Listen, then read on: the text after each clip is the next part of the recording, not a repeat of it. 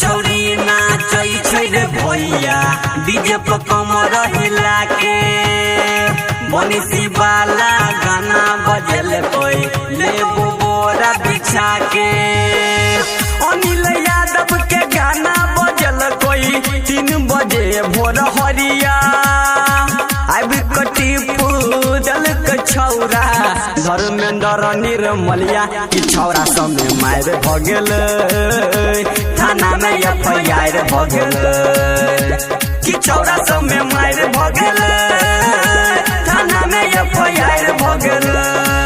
अभी आप सुन रहे हैं तेनवाही से माँ दुर्गा म्यूजिक की प्रस्तुति। डीजे विकास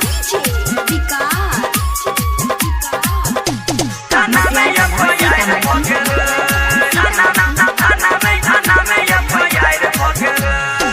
यूपी बिहार में छा गेलै धर्मेंद्र निर्मलिया जे हो बचल ओकरो में छोड़तै छौरा कृष्ण कन्हैया।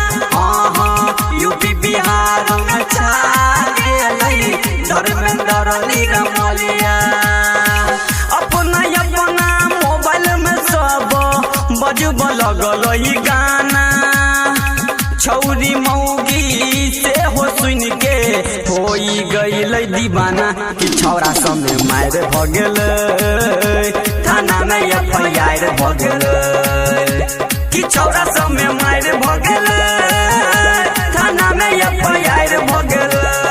अभी आप सुन रहे हैं तेनवाही से माँ दुर्गा म्यूजिक की प्रस्तुति।